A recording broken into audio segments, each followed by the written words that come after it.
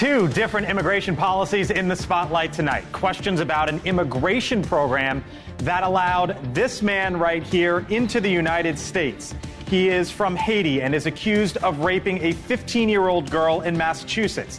That program is backed by the White House and upheld last week by a Trump-appointed judge. And you are looking live right now at New York City, where there is a new agreement in place tonight. Adult migrants will no longer be guaranteed housing after 30 days in the Big Apple. Families only guaranteed up to 60 days.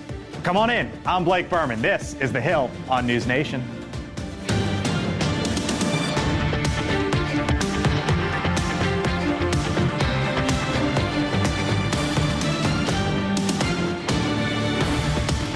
All right, here we are. Here we go on this Friday, hanging out today. Chris Steyerwalt, host of The Hill Sunday and senior fellow at the American Enterprise Institute. Carly Atchison is the former national spokesperson for Ron DeSantis. Michael Starr Hopkins is a Democratic strategist. And Sarah McCammon, national correspondent at NPR and author of the book Ex-Vangelicals. Hello to you all. Happy Friday. Heck yeah. Hope you had a nice week. We made it. Friday, 6 o'clock here on the East Coast. A lot going on. We're going to talk about Donald Trump. And the legal cases. There's a lot that happened this week. May Mailman joining us coming up. You're going to break down what's going on with voters. Congressman Anthony D'Esposito here shortly on one of the two immigration stories that we are following. Let's take this, though, case by case. First, the man from Haiti accused of raping a teenager. He flew to the United States from Haiti legally, using a program that was stood up in the Biden administration to try to disincentivize people from Haiti, Cuba, Nicaragua, and Venezuela from coming in at the border illegally, so long as they meet certain criteria, including a background check. Now, that program allows for up to 360,000 migrants in total a year. 21 states sued to stop the program, but a Trump-appointed federal judge just last week ruled that those states have no standing, which allows the program to go on. Chris, you have a Biden administration policy. The DHS Secretary Alejandro Mayorkas is just celebrating this last week with a Trump judge saying, you know what, we got to keep the thing in place. Well, Republicans are going to do everything that they can to find every instance of migrants, immigrants committing crimes. They're going to find the most awful crimes. This gentleman has obliged that by committing the one of the most despicable acts imaginable. And this will be a motif throughout the election year that you will hear that when these instances, which will tragically occur in a population so large, that we'll hear it again and again. And that is one of the realities of living in an election year. I think it's going to be effective ultimately. I mean, immigration, the border, this is at the top of voters' minds going into 2024. And I think what you're going to see is the Biden administration being held accountable for their lack of securing the border. This program was to disincentivize. That doesn't mean stop. So right. Allowing 30,000 more migrants on top of the 7-8 million coming over the border illegally, people aren't going to get on board with that. The thinking was with this program, in part, was if you don't go to the border illegally and you apply legally and meet a background check, have folks in the country vouching for you, then you can come through.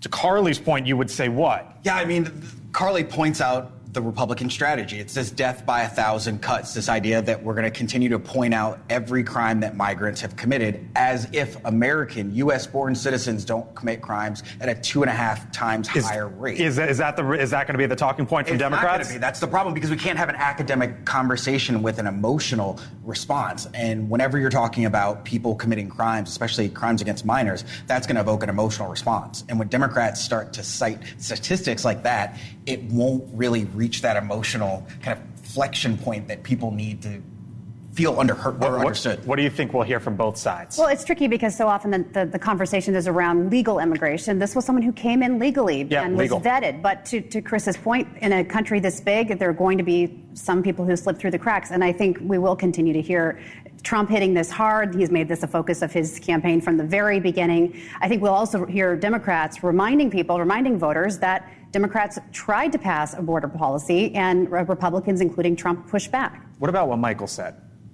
To the point of, the statistics that he brought up and whether or not that'll resonate.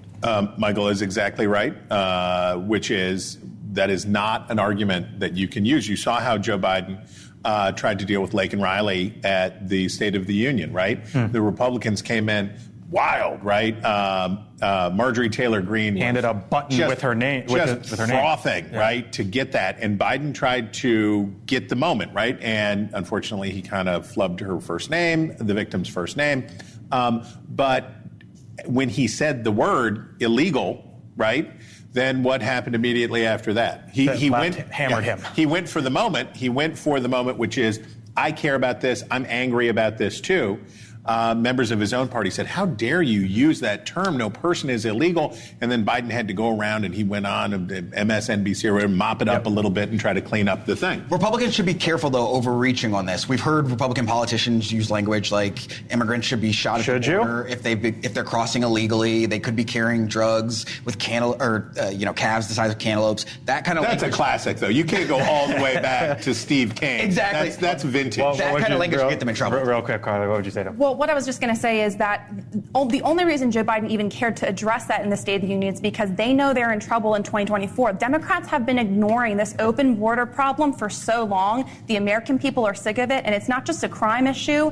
Drugs, disease, you're seeing all kinds of problems come from the open border. The idea that our foreign adversaries aren't taking advantage of this, our national security is at risk. It's more than just who's committing the crimes. Having an open border is a threat to our country. So remember, this is a United States program that was just upheld by a Trump-appointed judge, or at least a lawsuit, basically saying states don't have any standing. So who is this man? When did he come to the United States? How does all this work? NewsNation correspondent Evan Lambert joins us with more. Evan? Hey, Blake. So what we're learning is coming from DHS sources, and some of the reporting from our colleague Ali Bradley. What we know about this suspect is that he's 26-year-old Corey Alvarez, born in Haiti. He came into the U.S. in June of last year, so been here just shy of a year, and his path is interesting. You mentioned it, not the same path as many people who are seeking asylum or entering illegally at the southern border, and part of that program called the Humanitarian Parole Program. He came to the U.S. as part of that program with a background check and the sponsorship of someone with legal U.S. status. We are told by our sources that he did pass that background check, so nothing criminal in his past that would have prevented him from being eligible for this program. Also, we know Alvarez's sponsor was listed to an address in New Jersey, and his attorney has said in court just yesterday, per several media outlets, that he had been living at the migrant shelter where he's accused of this crime in Rockland, Massachusetts, since October. So several months that he had been at that shelter. We also know he is being held without bond. Blake. All right, Evan Lambert for us with the very latest. Evan, thanks so much. Meantime, right now, you are looking live at New York City, where there is set to be a major change in a different policy in how long migrants must be housed in the Big Apple. The New York Times is now reporting that after 30 days, adult migrants will not be allowed to reapply for housing. Migrant families will only be guaranteed up to 60 days now, with the ability to reapply after that point. Come on in, the Republican congressman from New York, Anthony D'Esposito, also a member of the Homeland Security Committee. Congressman, thanks for being back with us here on the Hill. Some pretty big news there in your backyard today. When you heard the news, I'm wondering what you thought of it. Well, I think it's another indicator that Mayor Adams wanted to serve as this sanctuary for migrants coming to the United States of America, but actually had no plan in place to serve as that sanctuary city. So hopefully this is a step in the direction of getting things towards order in New York City. Is he? Should it be permanently ended, right? Because New York City is one of those places that still guarantees housing to the homeless. So is this only somewhat of a step, or do you think it's the right step, or does more need to be done? I think obviously more needs to be done. I mean, when you hear a Democratic mayor saying that the migrant situation in New York the migrant situation in this country is going to, quote, destroy New York City, I think every step needs to be made. I mean, we're seeing crime increase. We're seeing, those migrants that have committed crimes and then released out into the street to commit more crimes. The quality of life in New York City has been destroyed. And I'm not saying that this is all about the migrants, but we've seen that coupled with the failed policies of the state legislature legislature and our governor implementing cashless bail and criminal justice reform. It is a free-for-all. And right now, the handcuffs that are on the gun belts of our finest officers, they seem to be handcuffing law enforcement instead of actually putting the handcuffs on those that should be wearing them. This humanitarian parole program, Congressman, that we were talking about to start off the show, and this case in Massachusetts, as it relates to the program here, trying to disincentivize at the border illegal activity and to have migrants come through legally and flown in through these 4 nations, what does the administration get? What have they gotten right with it, and what have they gotten wrong with it, as you see it, as a member of the Homeland Security Committee? Well, I've said from day one that I believe in people being and having the ability to achieve the American dream, but you need to come through the front door. And obviously, if the administration believes that, then they should take the steps necessary in order to see people come through that front door, but make sure that they're vetted and make sure that they don't pose any threats to the United States of America and the people that live in it. Well, in this case, didn't he come through the front door? Essentially, he was vetted. Yeah, he was vetted, but was he vetted correctly? I think that's really the question, is that what is the vetting process that they're conducting, and is the policies that have been put in place by the Biden administration overwhelming those who are actually doing the vetting process? Do they have the ability to keep up with vetting those with the volume of individuals who are coming into this country? Congressman Anthony D'Esposito from New York. We got to leave it there. We thank you for your time, as always, sir, and we will talk to you again soon. Congressman, thanks. Thank you. Stay safe. Yep, thank you. You know, it's interesting hearing him say that they have to come through the front door and be vetted, that immigrants do, because as you say, that's what happened in this case, and it still failed. And, you know, I hear him pointing to the Biden administration saying policy changes are needed. But what policy changes? Particularly, I'm sure the Biden administration would point out that we're talking about a moment where, once again, Democrats tried in a somewhat bipartisan fashion to pass a border security bill, and that failed. So what exactly can the Biden administration do? I can answer that question. Go for it. Actually, he can declare the border to be a national emergency. He doesn't need Congress to do that. There's absolutely a threat at our southern border. We know there are FBI-labeled terrorists coming through. Declare the border a national emergency. The Biden administration has shown that they want to use their power and overstep elsewhere. Why not do it for the border? Let me ask a question. You say on one hand you want the president to be diplomatic, to be bipartisan, to work with Republicans. He puts a bill out that upsets progressives, even some moderates aren't happy with, but knows he can get Republican support. Republicans support it and write the bill, and Donald Trump tells you not to do it because of an election year, and then you want to shift the blame onto Democrats. I mean, Democrats, yes, could we have done a better job when dealing with immigration? 100%. But we're here now, and we're willing to negotiate on it, and Republicans are just saying, absolutely not. I think what we can both agree on is that immigration has been an issue for many years under many administrations. 100%. Is Donald Trump to blame? I know you're a spokesperson for Ron DeSantis. No, I don't think so. I think when people think about when Donald Trump was in office, they think about the border was closed. We didn't have this problem that we had. The Biden administration has exacerbated it. There are actionable steps they can take without Congress. They're unwilling to do that. What about the steps, though, that she mentions? Absolutely. The president could do executive actions that could deal with some of this. So he's wrong for not taking them? No, because he's damned if he does and damned if he doesn't, honestly. If he does an executive action, then you guys are going to say, look at President Biden going about this like a dictator. If he tries to put forth legislation, that's what you say today. But this is also a bill that 6 months ago Republicans would have supported. But I'm talking about Republicans. Is it about us guys, though, or what he can and should do? Well, we should remember in America these days, you're not likely to have a fruitful conversation about an issue like this, and certainly not during an election year.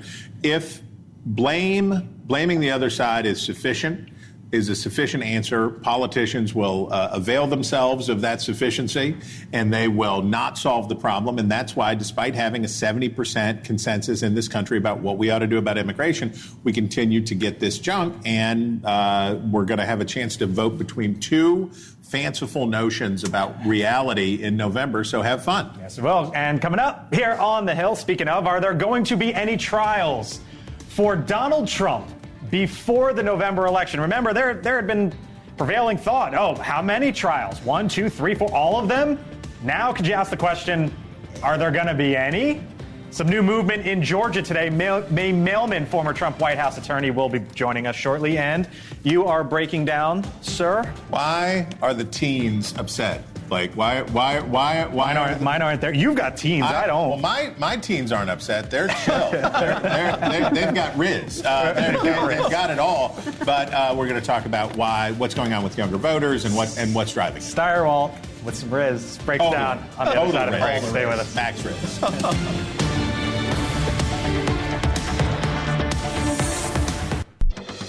All right, welcome back to the Hill here on News Nation. So consider this voting block, Gen Z.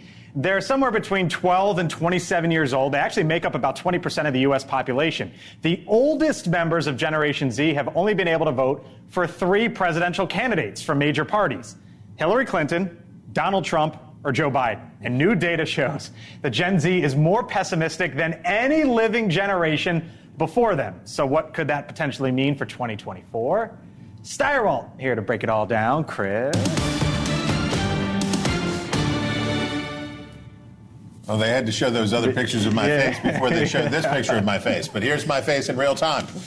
Okay, here's your first Caleb-rific graphic that I want you to see. This is data. Wall Street Journal looked at data from the Pew Research Center. This is, I would describe, primo polling.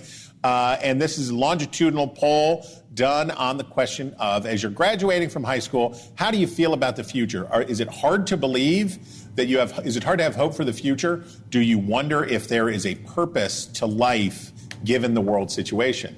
Bummer. Wow. And what you can see is that apparently when I was graduating from high school in 1993, this drove a huge spike in pessimism. I only have myself to blame.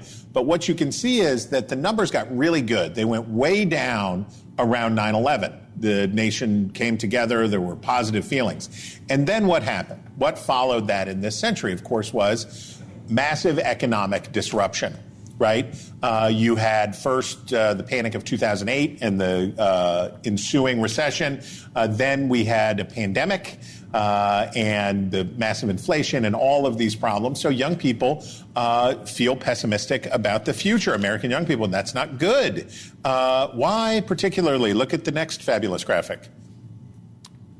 Do you expect to have a professional job? Now, back when I was a boy and ships were made of wood and men were made of steel, we were at 60% and rising or so in terms of who thought they would have a professional white-collar job. Now we're at 52% and falling. This is that economic pessimism baked in. Now, I'll tell you, some of this is good because people have realized sometimes that there are better things to do in life than have a white-collar job, and maybe you can find fulfillment elsewhere, and that part of it's good. But a lot of this is obviously economic negativity. But you know what another part is, Blake Berman?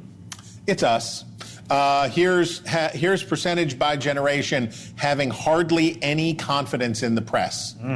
Woof. So Gen Z, a majority of Gen Z, and this is the National Opinion Research Center survey, also primo polling data, at 52% say they hardly have any confidence. And you wonder why. You wonder why. Maybe it's because so often they tune into a steady stream of negativity, a steady stream of people talking about how bad the country is, how dire the future is, from global warming to threats to democracy to everything else, this constant drumbeat about how bad things is. Maybe that makes people kind of bummed out. Why do you care? Here's why you care. Dramatic graphic reveal, please. 41 million Gen Z Americans. Now, the good news for old people is most of them won't vote. If you're old and you don't like the way the youth are, don't worry. Only about 20% or less than 20% of those folks will actually vote. But that's a big problem, too, because what's the reality? We want those people engaged. We want them to be up to date on the news. We want them to be voting. We want to have their voices included. But if they're pessimistic about the future, they're not going to engage, and we need them. So we're going to try to do a better job here at NewsNation, and we're going to help balm that. But hopefully you can tell your parties to have a little bit more positivity in your message. You guys go back and tell your people to be nicer. Yes. Steyerwalt breaks it down. So 41 million eligible to vote. Yep. Let's do some back of the envelope math. You just said 20% will vote? Roughly. 8 million. I'm looking here, general election among people under 30, 14% are undecided. That leaves us what, 1 million voters in that You're the business guy. And Don't ask me to do math. It's about here. 1 million. No, it's about 1 million votes that are up for grab. Can that matter? Can that swing? Can that sway? Yeah, it can certainly matter when you have states where the election is going to be decided by 10,000, 20,000 votes. Dearborn, Michigan. Yeah, exactly. Where it's hugely important, and they're going to try to court these voters, and that's why the TikTok ban is of particular significance, right? And one of the many reasons why Donald Trump reversed himself on that probably has to do with the fact that, you know, you want to be able to talk to these younger people where they are because they're not watching the news. I hear you got a new Sunday show. It's so good. What you got coming up? We have the governor of Utah. He's the head of the National Governors Association. We have a fabulous panel, and we have something I'm really excited about. We're going to talk to the Secretary of State from Washington and the Secretary of State from Georgia. We're going to talk about the challenges in a bipartisan fashion that are facing elections officials around the country as we try to restore, speaking of faith and credibility and trust, we try to have Americans feel better about that their votes are going to be securely banked, that they're going to be counted, and that we can have this election without pulling our hair out. All right. The Hill Sunday with Steyerwalt, 10 o'clock Eastern. Make sure you tune in. I will be. St. Patrick's Day treats as well. That's true. Oh, There is still much more ahead here on The Hill. Is it a romance that went legally wrong? A judge makes a big ruling. Either Fani Willis or her top prosecutor has to go, and now we know who is out. Plus, an endangered bird flies into the middle of an oil controversy. Who will end up with the upper hand on this one, and why is Uber driving out of a major U.S. city? How politics is driving this one as well. That is just some of what's coming up when The Hill on NewsNation returns.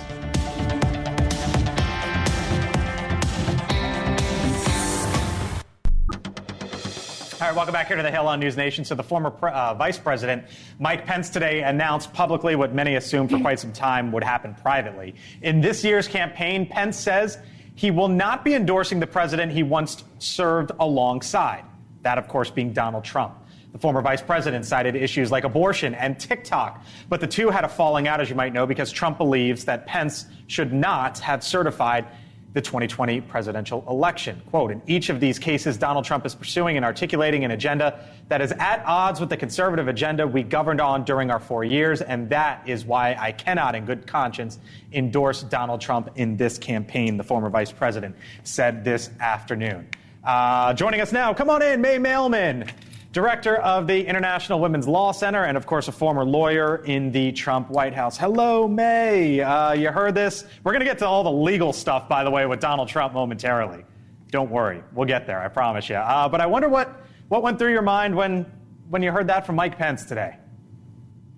Well, I guess poor Vice President Pence is still hoping to be relevant, and I'm just not sure that he is.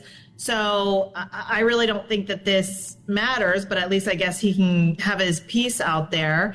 I also don't necessarily agree with it. You don't have to like Donald Trump. Obviously, President Trump was not good to Mike Pence there at the end days. But for Mike Pence to sort of insinuate that President Biden is going to be better for democracy, for abortion, or for any of the other issues that he cares about is obviously categorically false. So I think better for Mike Pence to recognize that he is not the center of attention here and just not say anything. So no one forces you to come out publicly and do this. No one forces you to even say, you know what, I do or do not endorse. Carly, should Pence have even said anything? It's his right to. But should he have? It's absolutely his right to. I mean, what I would say is I don't know how much Americans care about politicians and who they endorse. I personally think it's a mistake. I think I worked for Governor DeSantis. When he stepped out of the race, he said, I'm going to support Donald Trump because we have a clear Biden versus Trump. We know what 4 years of Biden looks like. We knew what Trump for 4 years looked like. To me, it's very clear. I think the American people are going to speak loud and clear in November that they're going to go with Trump again. But that being said, I really don't understand the political calculus behind the endorsement. But again, I don't know how much it's going to matter ultimately. All right. Meantime, the Georgia Special Prosecutor Nathan Wade withdrew from the election interference case against former President Trump this afternoon. It came just hours after a judge ruled that either the Fulton County District Attorney, Fani Willis, or Wade, the top prosecutor, would have to leave the case because of their romantic relationship. You've also, by the way, got a prosecutorial shakeup in Georgia. There is now at least beyond that in Georgia, there is now, by the way, in New York, at least a 30-day delay in the hush money case that was scheduled to begin later this month. And the judge may, in the Florida classified documents case, only ruled on one motion this week. Did you get all that? The overall question is there going to be any trial, May, that you think that concludes before November 5th? Is that where this is headed? I still think that Alvin Bragg's prosecution for Stormy Daniels' hush money will be concluded before the election. Okay. But even with this at least 30-day delay. Right. 30 days doesn't really do a lot, and I think that's why they agreed to the delay, is they know that's fine. The problem is, even if they land that plane and they get a conviction on Donald Trump saying you must use campaign money for personal purposes, which of course makes no sense, you're really just boosting Trump. So that's not going to do the thing that I think the left was hoping, which is make Donald Trump seem like not an available option to the American people. Is that what you were hoping for? I mean, the left didn't indict Donald Trump. Let's be very clear. And the idea that this is going to bump Donald Trump in a general election. The reason that the Pence endorsement or lack of endorsement matters is because of independents. And the same goes for this trial. There is a sliver of independents and Republicans who are sick of this and who will not vote for Trump because of this. And when you're looking at winning this in the margins in states by 10,000, 20,000 votes, that's the ballgame. So May just said that she thinks there's going to be one conclusion. Some Democrats were hoping for 4. If it's only one, what does that mean for the election? I think there's sort of a fantasy out there among some Democrats that something's going to happen and Trump won't be able to run, won't be the nominee. You just used the word fantasy. It's a fantasy. Yeah, okay. There's no reason to believe that based on anything that we're looking at with these cases, with the timeline. And, Trump's legal team strategy here has been to delay in whatever way possible all of these trials, and it seems to be effective. I mean, there was just a poll in the New York Times the other day that indicated that a declining number of voters across the board think that Trump did engage in criminal activity here. I'm open to the possibility that Mike Pence is sincere. I'm open to the possibility that he felt like it was something he needed to say because Donald Trump sent a mob to the Capitol that wanted to hang him. And we've heard from Bill Barr. We've heard so we will get, maybe I'll put it this way. Okay. We are going to get to hear from a lot of former Trump officials, right, who, like Bill Barr, like Pence, like others, are going to come forward and say there is no way that this person should be allowed anywhere near the presidency ever again. And Democrats will be able to use that to great effect, right? Mike Pence now, obviously, it doesn't help him in his future as a Republican officing. I think the Pence 28 energy is low right now. But in terms of, as Michael points out, as Sarah points out, making the argument to these anxious suburbanites who are really unsettled by Donald Trump's behavior in the past, these character witnesses against him will be important. All right, so while Donald Trump deals with the latest developments in his legal battles, on the other side, President Biden is dealing with an Israel problem from the left. The president asked today about the Senate Majority Leader Chuck Schumer's call for new leadership in Israel. I'm not going to elaborate on the speech. He made a good speech, and I think he expressed a serious concern shared not only by him, but by many Americans. Why is Biden willing to throw Netanyahu under the bus? I mean, I think Netanyahu has used this in a purely political way, much in the way that we saw President Bush in 9/11 take what was a national tragedy and turn it into a political point. I think now what we've got to see is Republicans and Democrats come together and figure out a way to lower the tension in Israel. Well, that's not happening within your party right now. As long as Netanyahu is in power, I don't think we're going to be able to. But that's the misnomer here. In Israel, there's the opposition. There's a war cabinet, so he's working with both sides, and even Bibi's opposition came out against Chuck Schumer's thing. So I think what's important for Americans to understand here is that It's not Bibi Netanyahu, it's the Israel policy right now. And I think Mitch McConnell was right. He said it. The Democrats don't have an anti-Netanyahu problem. They have an anti-Israel problem. May, when you heard that from the president?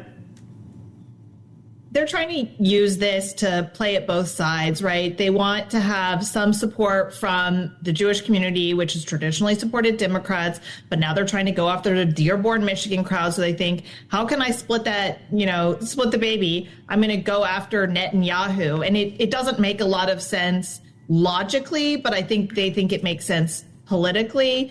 But for a bunch of people who like to complain about election interference, for the president to basically demand that another country fire its leader, I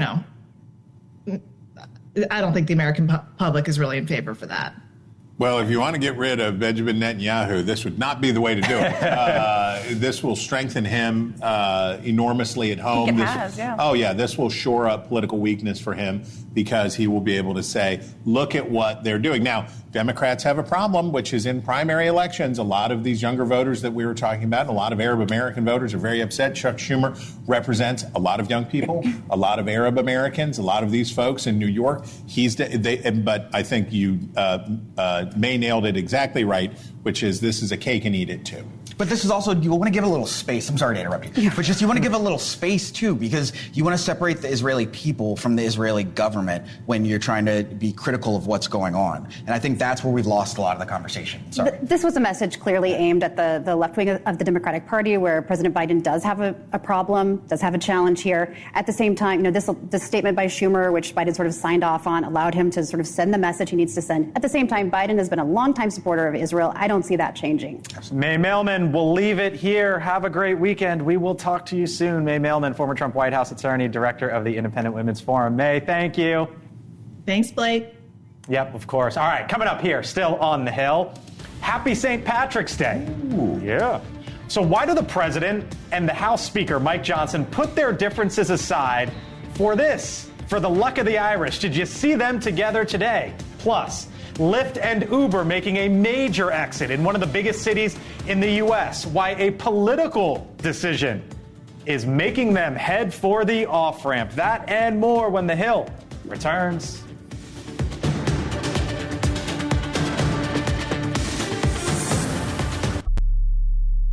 Dance, which I guess is that right there. Now, for decades, it has been at the center of a major land use fight between environmentalists and the energy industry. Well, now the bird is back in the headlines as the Biden administration is proposing to help the bird's declining population by potentially enacting tougher restrictions on drilling, mining, and other activities on public lands in parts of the western U.S. Are we letting a bird dictate our energy policy? You good with that? Yeah, I mean, look, there are places all over the country that we can drill. I'm sure that there are other places that we can drill in the meantime. Like, if there are only a certain amount of these birds, we don't know what, that we could learn from studying them. We don't know what the long-term You're putting protect the bird over drill, baby drill? I am. We've got enough places to drill right now. We've got a surplus of oil. We're doing shale. Come on. Can I jump in here? So go for it. I worked for Governor Kevin Stitt of Oklahoma for a few years, and we saw this all the time from the Biden administration. And what's disappointing, I think, is protecting the environment important? Sure. Mm-hmm. But is achieving American energy independence also important? Is it important to make sure we have a reliable, affordable energy grid?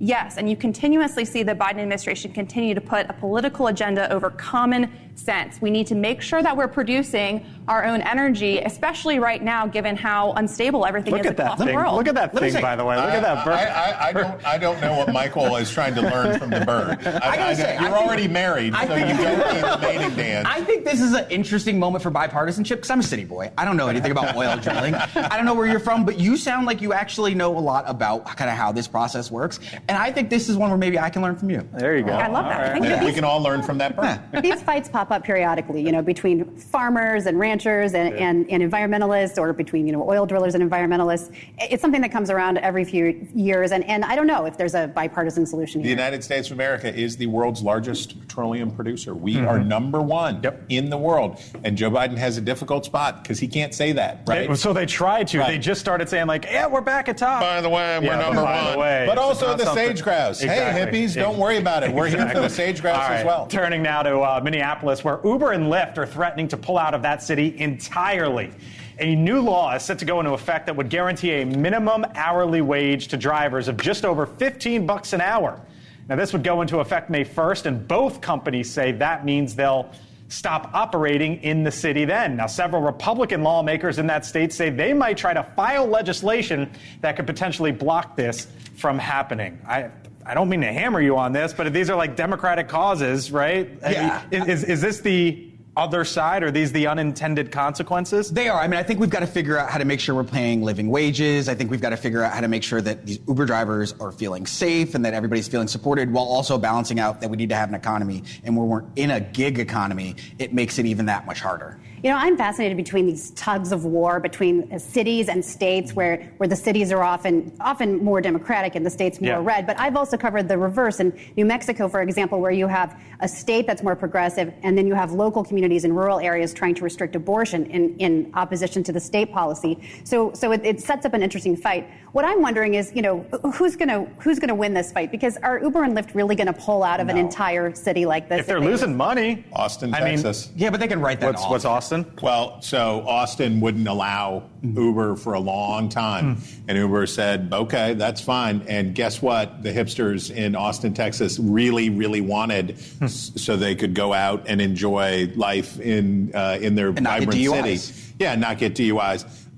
New federal regulations, new federal rules are going to exacerbate these issues and these problems as these companies try to figure out what's the difference between somebody who is a contractor and doing piecework for you and an employee, and this is going to intensify. Okay. All right. Coming up here on the Hill, a rare moment between President Biden and the House Speaker Mike Johnson. Those two today.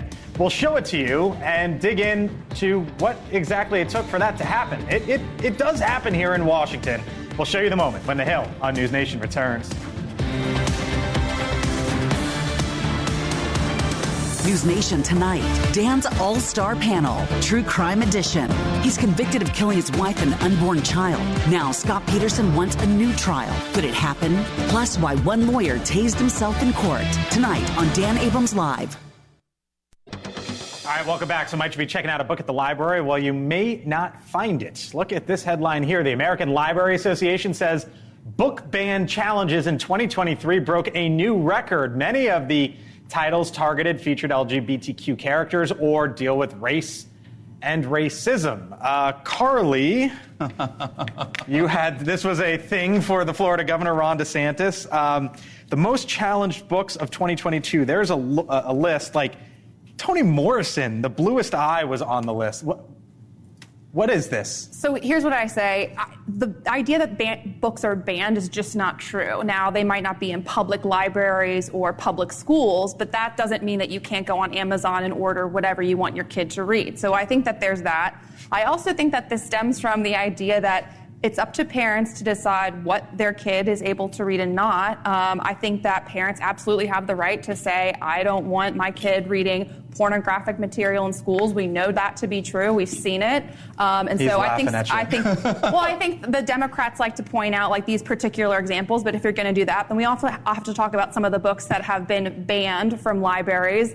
And you can't even show those images probably on here because they're reviewing the dictionary in Florida, are they not? That's an ultimate troll. That's just a troll. I don't know if that's true. Here's the thing. There can be conversations about what books are age appropriate. Okay. I think the problem is this idea that we should remove books in whole from public libraries because people can't just afford to go buy books from Amazon in all situations. By the way, you know what I found kind of genius? Barnes & Noble, you know what they actually have? They have a banned book section on their website. So if you want to go find it, it's apparently, it's a business opportunity. Maybe you can get your book banned. I have a book coming out next week. Please, somebody ban it. Somebody ban it so you can get on that Barnes & Noble list. I'm telling you. All right, by the way, did you see this here in Washington earlier today? President Biden, the House Speaker Mike Johnson, walking side by side on the Capitol Hill steps. There they are, to be a fly. This was the annual Friends of Ireland luncheon earlier today, the two welcoming Ireland's head of government, Leo Varadkar. What do you think that was like between those two there? I note that you were careful not to have to use the word Taoiseach. Yeah, okay. Taoiseach or Taoiseach? Yeah. Taoiseach. That's why. Yeah. The Irish-American contribution to American politics is enormous. Every president since JFK, other than Donald Trump, has been able to claim Irish-American heritage. 31.5 or so million Americans claim Irish ancestry, and Irish people, and you can tell that my mother's maiden name was McCarthy, are very eager to talk and very eager to engage in this. And it's beautiful stuff, and the Irish-American political tradition is one of the best. I think we need more people to sit down over a beer or non-alcoholic drink and have Thank you for making these exceptions. That's very thoughtful of you. Absolutely. I think we would be better off if we had more conversations, and I think this is the perfect opportunity. I think the first one of these was back in the 1950s, so this has been going on for 70 years now. Why is it this that brings these leaders together? Well, because it's fun, right? And I think there's way too little of that in politics. It's funny, we talk about demographics a lot. I don't think we talk a lot about the Irish-American vote, but maybe an election that looks like it could be this close, it could matter.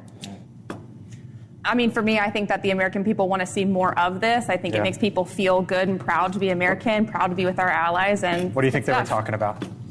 I can only pleasantries or actual policy. I think Johnson is still trying to get accustomed to this role and trying to be loose with it. But this is the moment we think back to one of the great Irish American politicians, Tip O'Neill, who he and Ronald Reagan were friends after 5 o'clock. They were good at that part of it, and we need human relationships between these people, not just talking points. Blah, blah, blah. All right, and now we are taking a look from our hill to yours, and today we are spotlighting Irish Hills, Michigan. Yes, it's a place. It's about an area about 70 miles outside of Detroit, made up of 4 different counties, by the way. As Chris probably knows, in the 2020 presidential elections, Donald Trump won a majority of the counties, with President Biden winning 1. You can sort of see how it all shook out there. Keeping in true to its namesake, residents of Irish Hills are already getting ready for St. Paddy's Day weekend. Yep. There you go. We got some videos from the folks there. By the way, Chris up there? That is not Chris up there, though. You might want to be up there.